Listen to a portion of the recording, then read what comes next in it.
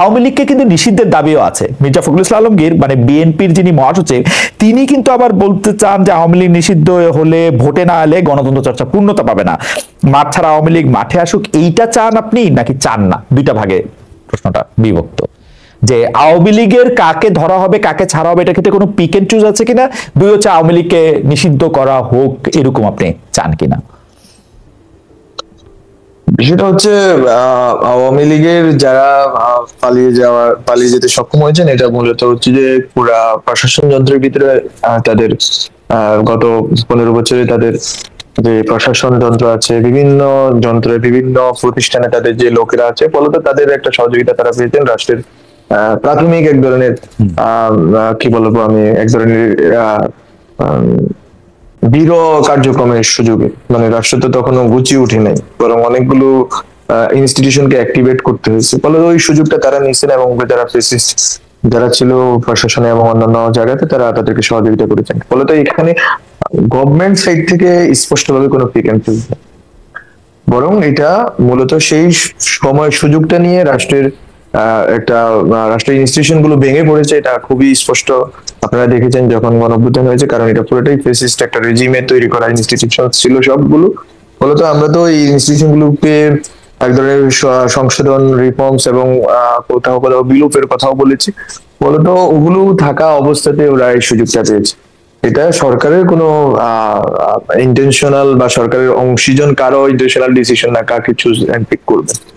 আমি মনে করি এক্ষেত্রে এখন যখন একটা সময় পরে বন্যা আমাদের একটা পরিস্থিতি তৈরি করছে, ফলে আমরা জনগণ সবাই বন্যার দিকে ঝাঁপিয়ে পড়ে, এটা আরো অনেকগুলো পরিস্থিতি আমাদের সামনে আসছে, আমরা প্রাইভেট করে যাচ্ছি।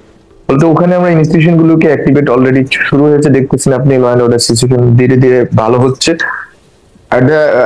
এটা একটা আপনার হচ্ছে প্রথম প্রশ্ন, যে আমরা গভর্নমেন্ট সাইডে কোনো চুজ এন্ড পিক নেই, বরং এখানে গভর্নমেন্ট যথেষ্ট পরিমাণ যখনই অ্যাক্টিভেট করা গেছে প্রতিষ্ঠানগুলোকে এবং পার্জ আউট করা গেছে, এক ধরনের মানে কি বলা যায় সংশোধনের দিকে আমরা আগাচ্ছি, এবং শুধুমাত্র ব্যক্তি না বরং প্রতিষ্ঠান সংস্কারের কথাগুলো একেবারে আমরা ভিজিবল দেখতে পাচ্ছি কমিশন গুলো গঠনের ভিতর দিয়ে। ফলত আমরা দেখতে পাচ্ছি একটা উন্নতি করছে।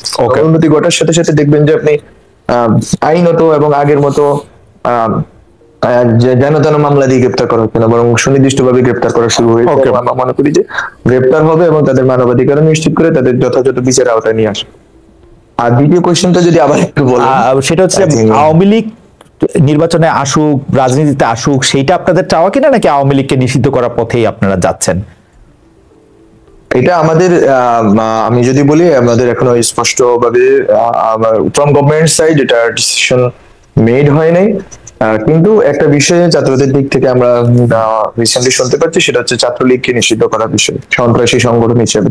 তো এইটা বোধ হয়, আমি মনে হয় যে এটা একটা গুরুত্বপূর্ণ মাইল ফলক হবে বাংলাদেশ রাষ্ট্রের জন্য, যে এখানে সংগঠনকে মানে এই জায়গাতে আপনি খুবই গুরুত্বপূর্ণ কথা বলছেন। এটা আপনার মুখে আরেকবার আপনার শুনতে চাই, অর্থাৎ আওয়ামী লীগকে নিষিদ্ধ করার বিষয়ে এখনো কোনো সিদ্ধান্ত হয় নাই, কিন্তু ছাত্রলীগকে নিষিদ্ধ করার ব্যাপারে আপনারা একটা সিদ্ধান্ত নিয়েছেন, যেটিকে আসলে সন্ত্রাসী সংগঠন। আমরা গভর্নমেন্টস থেকে এখনো আমরা সিদ্ধান্ত নিইনি, কিন্তু আমরা বলতেছি যে আওয়ামী লীগকে নিষিদ্ধের দাবিটা যতটুকু স্পষ্ট, তার চেয়ে বেশি স্পষ্ট হয়ে উঠেছে যে ছাত্রলীগকে নিষিদ্ধ করতে হবে। সন্ত্রাসী সংগঠন গত 15 বছরে তারা পুলিশের এবং অন্যান্য আইন শৃঙ্খলা বাহিনীর সাথে মিলে যেভাবে জনগণকে হত্যা করেছে, not only in this uprising, but আপনারা আগের যতগুলো ঘটনা দেখবেন সবগুলো ঘটনাতে আওয়ামী লীগের আপনারা এখনো ছবি আছে, সবগুলো প্রতিটা ঘটনাতে, প্রতিটা গণতান্ত্রিক আন্দোলনে আওয়ামী লীগের সাথে প্রশাসনের সাথে ছাত্রলীগের যারা সন্ত্রাসী ছিল তারা অংশগ্রহণ করেছেন। ফলত এটা সন্ত্রাসী সংগঠন হিসেবে এটাকে নিষিদ্ধ করার জোরসোর দাবি আমরা গত কয়েকদিন ধরে দেখতে পাচ্ছি যে ছাত্ররা তুলেছেন, জনগণ তুলতেছে। তো এইটা একটা, আমি মনে করি একটা ডেভেলপমেন্ট, কিন্তু আওয়ামী লীগের বিষয়ে ডিসিশনটা আসলে জনগণের পক্ষ থেকে আসতে হবে আরো জোরসোরে, এবং সেটার আসলে আমি যেটা বলেছি, আমি আমার পুরাতন আর একটা বক্তব্য বলেছি, সেই আমি ওই পজিশনে আমার ব্যক্তিগত জায়গা থেকে, নট ফ্রম গভর্নমেন্ট সাইড, আমি ব্যক্তিগত জায়গায় আমি বিশ্বাস করি যে আওয়ামী লীগ 1971 সালে করে জামাত কোয়েশ্চেন যেভাবে ডিল না করার কারণে যেই জটিলতার ভিতরে বাংলাদেশ রাষ্ট্র পড়ে গেছে, এইটা আবার হচ্ছে কিনা এই ব্যাপারে আমি সন্দেহ, যে আবার যদি আওয়ামী লীগকে নিষিদ্ধ করা হয় সেখানে কি ধরনের একটা ফাটল থেকে যাবে বাংলাদেশ রাষ্ট্রের ভিতরে, কি ধরনের জটিলতা থেকে যাবে সমাজের ভিতরে, সেটা আমাদের ভাবতে হবে। আপনি এটা চাচ্ছেন না, মানে আপনার ব্যক্তিগত মতের ক্ষেত্রে আপনি কোনো কিছু, আপনি এটা একদম স্পষ্ট করেছেন যে আপনি কোনো কিছু আসলে নিষিদ্ধ করার পক্ষে বা এরকম করতে চান না আপনি? না, আর ছাত্রলীগের নিষিদ্ধ করার বিষয়ে জনগণ এবং ছাত্রদের একটা ঐক্যবদ্ধ প্রচেষ্টা আমরা দেখতে পাচ্ছি, সেটা আলাদা। কিন্তু Awami League as political party হিসেবে এবং তার অঙ্গ মানে তার সে কিভাবে চলবে, এখন আওয়ামী লীগের একটা ভোট ব্যাংক আছে, তারা জনগণের কাছে অনেকদিন ধরে রাজনীতি করছে, ফলে তো তাদের এই জনগণকে আসলে কিভাবে থাকবে, তারা তো বাংলাদেশের নাগরিক, তাদের একটা বড় অংশই, আমরা বলবো একটা বড় অংশই নিপীড়ন, গণহত্যা, গুণ দর্শনের সাথে যুক্ত ছিল, তাদের একটা বড় অংশের নেতা কর্মী। তাদেরকে বিচার করে তাদের রিডেমশনের ব্যবস্থা করে তারপরে আমি মনে করি যে রিকনসিলিয়েশনের দিকে যাওয়া উচিত, কারণ জনগণকে আপনি বিভক্ত করে কোনো একটা রাষ্ট্র, বড় রাষ্ট্র হতে পারবে।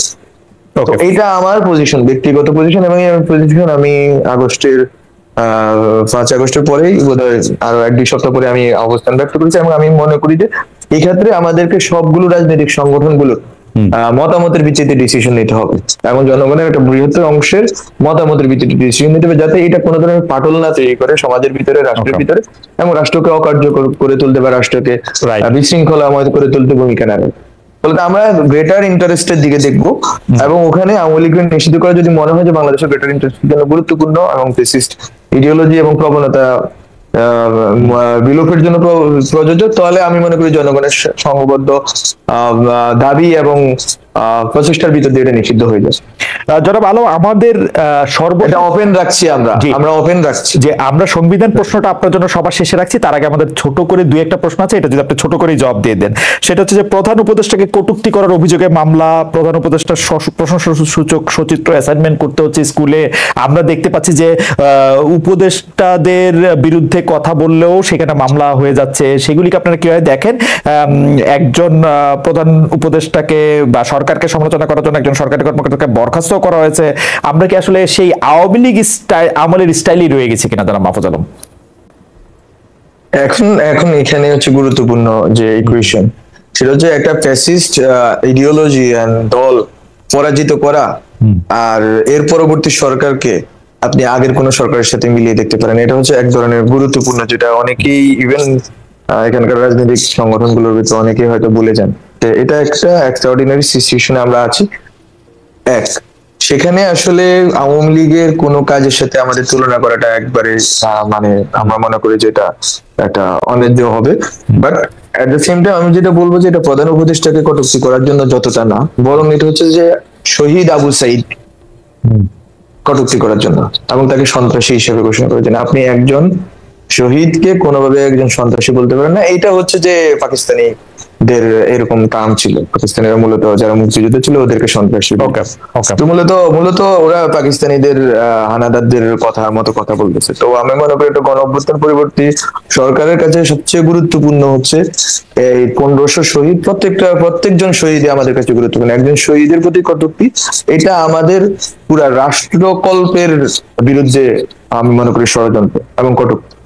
এটাকে খুব খাটো করে দেখার কোন সুযোগ, এটাই বড়। এর চেয়ে প্রধান উপদেষ্টাকে কটূক্তি আমি মনে করি ডক্টর মোহাম্মদ ইউনূস স্যার অনেক বড় হৃদয়ের মানুষ, উনি মাফ করে দিতে পারতেন।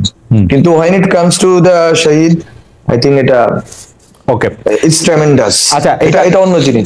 এটাকে আপনি কোন আওয়ামী লীগের কোনো কিছুর সাথেই তুলনা করতে পারেন না। বরং আপনি তুলনা করতে পারেন, যদি তুলনা করতে চান 71-এর পরে যদি কোনো রাজাকার বা 71-এর পরে যদি কেউ থাকতো, তাহলে আপনি যেভাবে তুলনা করতেন আপনি ওটার সাথে তুলনা করতে পারেন।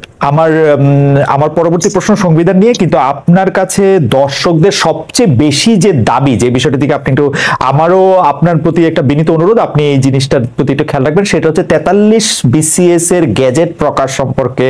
এটা তাদের সবকিছু হয়ে গেছে, তাদের এটা গ্যাজেট কেন প্রকাশ হচ্ছে না সেটা নিয়ে আসলে তারা অনেক কথা বলছেন।